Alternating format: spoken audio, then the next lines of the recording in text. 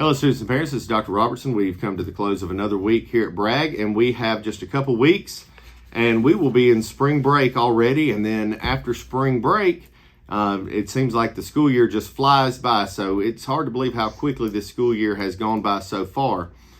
First, we'd like to tell you about our March Students of the Month. These are the students who are selected by their teachers for their hard work, their great display of character, for being an example and all that. And we're very appreciative of them. And these 6 students were chosen by their teachers, and they will be treated to lunch courtesy of Buffalo Wild Wings. And we appreciate Buffalo Wild Wings for doing that. And they're also given gift certificates from Sonic. So we appreciate Sonic partnering with us to treat these students for doing so well. But here are their teachers to tell you a little bit about why they were selected this month. Hey Bragg, I'm Miss Hyde, and I'm here to talk about EJ Pierce. EJ is our Student of the Month for March, and we could not have picked a better person to honor in March. EJ not only follows all the rules, she comes to class prepared, she always has a smile on her face, but EJ is also pleasant to be around. She's got a great personality, she's always funny, she's just helpful. EJ, we just love you here at Bragg. Go Rockets! 6th grade team chose Nick Steele as our Student of the Month because he is such a great student. He is always so respectful and has a great attitude. The 7th grade team chose Zara Esteban Sanchez as our Student of the Month for March. Zara exemplifies the Bragg Middle School way. She is always doing what is asked of her. She is very studious and she's very kind to others. And that is why we have chosen Zara as our Student of the Month for March. Hey, this month I chose for my Student of the Month, Berkeley Rao. She is an outstanding young lady. It's a pleasure to have her in class. She is second generation for me. I actually taught and coached her dad, so I'm proud of her and proud to have her. Hi, I'm Miss Hanley, 8th grade social studies, and I'm here to introduce our March Student of the Month, Landry Grace Barber. Landry Grace exemplifies everything we look for here at Bragg, from being on time, being a hard worker, being involved, and being courteous to her peers. Thank you, Landry Grace, for all you do. Have a great day. All right, so for Student of the Month, I picked Megan Deskin this time. Megan is a very good student. She always does her work. She takes part in the class discussions, and she has a good sense of humor. Everybody can joke around with her, and she doesn't take it personal. But just respectful kid, does what she's supposed to do, which is why I chose her this time. We'd like to congratulate our 2025-2026 cheerleaders. We had cheer tryouts last Friday, and these are the ones that were selected. So they will be, these are current 6th and 7th graders who will be next year's 7th and 8th graders who will be cheering. So congratulations to them.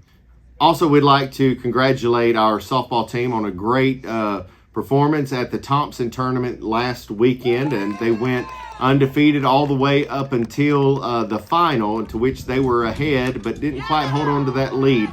But they had great wins against Oak Mountain, Homewood, Calera, Jemison, and Thompson, and then lost at the very end against Berry in the final. But they did a great job and showed great improvement. Looking at some things that happened this past school week.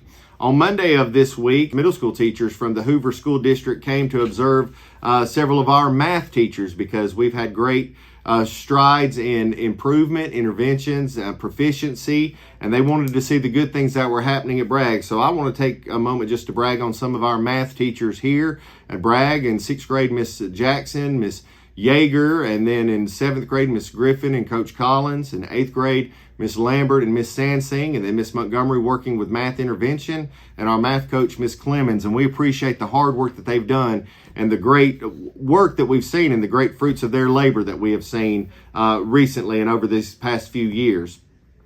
Also on Monday, our baseball team defeated Oak Mountain 11-1 in a great victory there. Our softball team the same day defeated Vestavia, which would be Pizitz and Liberty Park coming together.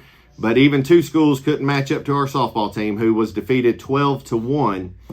Our boys golf team also had a tournament at Highland, and they had a great performance there, and many of them did very well in that.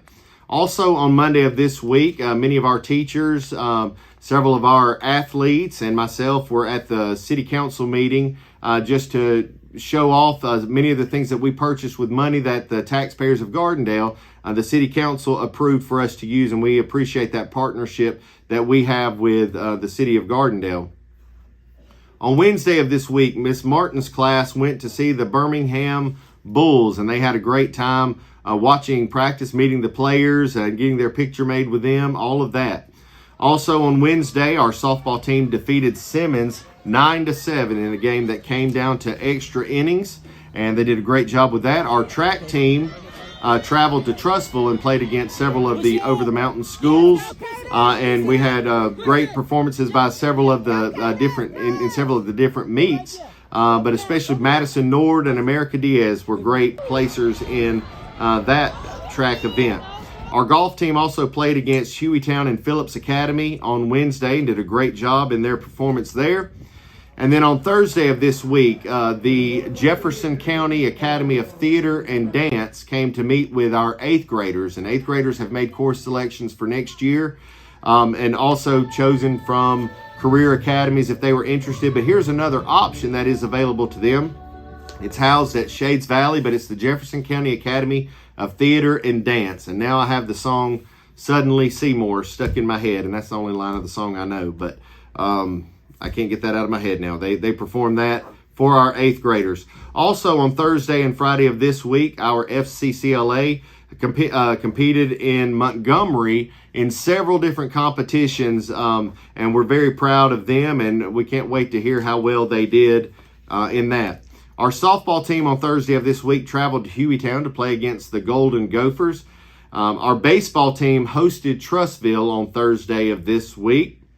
And then also on Thursday of this week, our boys golf team competed in a tournament at Oak Mountain, while our tennis team traveled to Pizitz to compete in matches against Pizitz. On Friday of this week, today, we'd like to wish good luck to our girls who are trying out for the high school color guard. We'll have several of our 8th graders trying out for color guard there. So good luck to them. And our softball team will be starting in the Berry Jag tournament that will take place today and tomorrow on Saturday. We'd like to remind everyone on Sunday to spring forward as daylight savings time begins, and we will spring forward an hour. Looking ahead to some things coming up next week, on Monday of next week, our softball team will travel to Mountain Brook to play against the Trojans. Our baseball team will travel to Oak Mountain to compete against the Eagles. And then on Monday of next week, also, our boys golf team will compete in a tournament at Cumberland Lake.